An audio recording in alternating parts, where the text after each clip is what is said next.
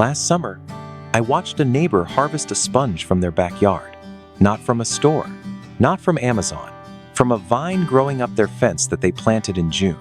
Most people have no idea that plant even exists as food, and that is exactly the problem. While most gardeners are planting the same tomatoes, the same peppers, the same lettuce they plant every single year, there is a whole category of crops that absolutely explode in June heat. Crops that most seed catalogs never push because they don't fit the standard rack. Today, I'm showing you 7 of them. Some you have heard of but never thought to grow.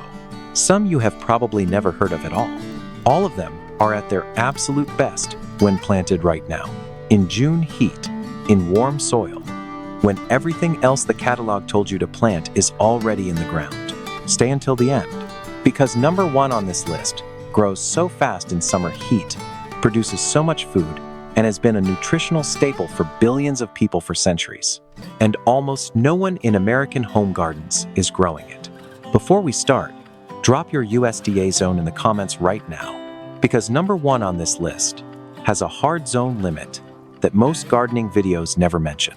And I do not want you to fall in love with it and then find out it won't survive your winter. Zone 4, Zone 7, Zone 10, wherever you are, put it below. I read every single one. Starting at number 7, Basil. Basil and summer were made for each other. Cold nights turn the leaves black. Early spring planting leads to disappointment.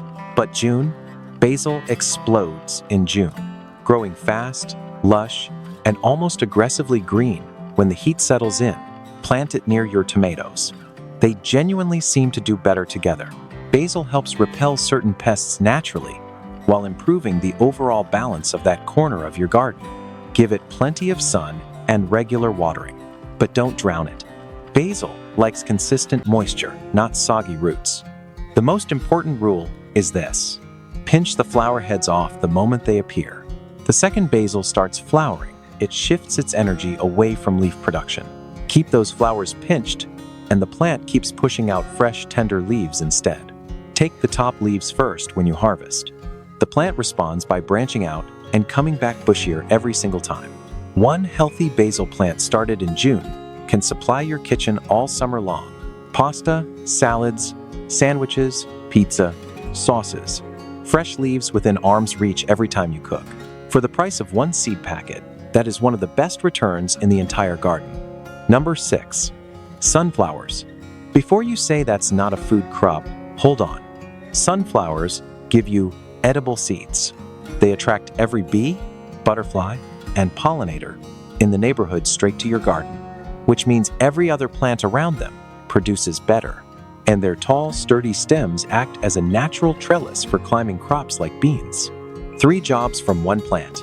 June planting gives them all the warm weather they need to grow tall and strong. Go for a multi-branching variety if you want more flowers and more seeds per plant. They are genuinely one of the most multifunctional things you can put in the ground. And here is the part most people forget. Having sunflowers in your garden makes the whole space feel alive in a way that nothing else quite matches. There is something about a wall of sunflowers in late summer that makes people slow down. Your garden stops looking like a vegetable plot and starts looking like somewhere people want to spend time. Quick question: have you ever planted something your neighbors thought was completely crazy, and then had it produce more than anything else in your garden? Drop it in the comments, because that is exactly what these next 5 crops are going to do for a lot of you this summer. Number 5, Cantaloupe. Cantaloupes really come into their own when the weather is consistently warm. June planting sets them up perfectly for that rich, honeyed sweetness by late summer. The more sun they get, the more sugar builds in the fruit. In cooler conditions, they will still grow, but the flavor just won't reach that deep, almost floral sweetness that makes homegrown melon stand out. Give them plenty of room if you are letting them run along the ground. The vines spread fast. Vertical growing works beautifully if space is limited. Just make sure your trellis is strong enough to handle the weight as the fruits mature. Use slings made from soft fabric to support the melons as they swell, so they don't snap off the vine. Harvest timing is everything. The skin shifts to a golden tan, the stem loosens, and the fruit comes away with a light tug. At that point, the aroma tells you everything. A vine-ripened cantaloupe eaten fresh under peak summer heat is not just better than store-bought. It feels like a completely different fruit. And if you love the idea of cantaloupe but want something even more dramatic, watermelon works on the exact same June timeline. Just give it more room to run. If these first 3 crops just showed you that your June garden has more potential than you thought, hit that subscribe button right now. Every week on this channel, we share timing-based growing strategies, zone-specific tips, and crops like these that most mainstream gardening content never covers. It is free, and it is exactly the kind of information that makes the difference between a garden that struggles and one that actually produces. Number 4. Yard-long beans. These are not your average green beans. The pods can reach 1.5 feet long, and once they get going, they are one of the most visually dramatic crops you can grow. Those long pods hanging down from a 6-foot trellis. Your neighbors will stop at the fence and ask what you are growing. And when you tell them it is a bean, they will not believe you. Plant seeds directly in the ground about 1 inch deep, 6 to 8 inches apart. They need a tall, sturdy trellis, at least 6 feet. These vines climb hard, and a weak support will come down mid-season. Full sun, warm soil, and they take off fast. Here is the harvest tip most first-time growers miss. Pick when the pods are about the thickness of a pencil. Snap one and listen for a clean crack. That is when the flavor is at its best. Leave them too long, and the seeds inside mature. The pod goes limp and fibrous, and the flavor disappears. Most people used to regular green beans will wait too long. Do not wait. The pencil test is your signal. 70 to 80 days from seed to harvest. Plant in June, and you are picking through late summer. The taste is similar to green beans, but slightly nuttier and firmer. Stir-fry them, steam them, or eat them fresh. Either way, they earn their place in any June garden. Number 3. Armenian cucumber. When the July heat arrives and your regular cucumbers start to struggle, Armenian cucumber keeps right on going.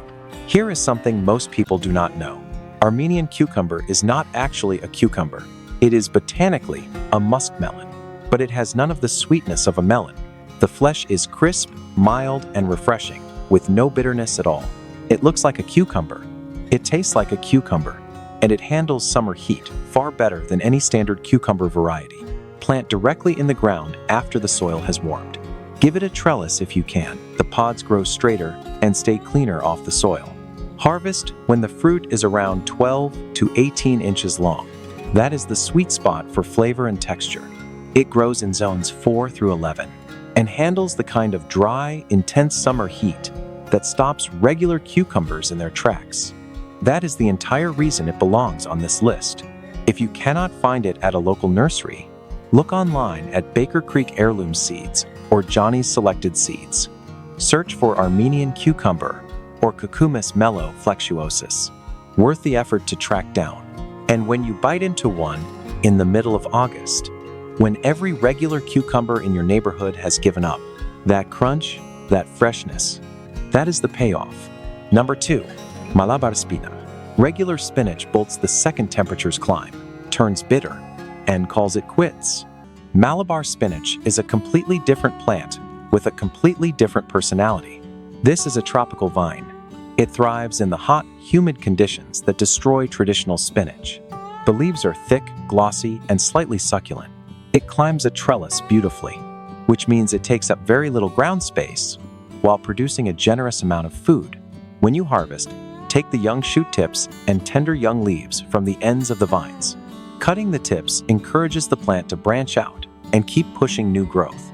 Do not strip the mature leaves from the main stem. Leave the established framework in place and keep harvesting the fresh growth from the outside in. Use the leaves in stir-fries, soups, or salads. The flavor is mild and slightly earthy, best when cooked briefly. Think about what August looks like in most gardens. The lettuce is long gone, the spinach bolted in May, and the leafy green section of the garden is just empty space. Malabar spinach in August is still producing, still climbing, still giving you fresh greens for dinner while everyone else is buying bags at the store. That wall of glossy green, going strong in the middle of summer heat. is one of the most satisfying things you will see in your garden all year. And finally, taking the #1 spot, Moringa. In tropical and subtropical regions around the world, this tree has been a dietary staple for generations. And almost nobody in American home gardens is growing it. Here is why that is about to change for you. The leaves of the Moringa tree contain vitamin C at 7 times the concentration of oranges, calcium at 4 times the level of milk, vitamin A at 4 times the concentration of carrots. These are not marketing numbers. These are documented nutritional facts from one of the most studied food plants on the planet. To get the best results, start from cuttings rather than seeds. Choose a branch as thick as your thumb and around 12 to 18 inches long. Push it directly into warm, well-drained soil. Once the cutting takes root and the plant reaches about 2 to 3 feet tall, cut the main growing tip.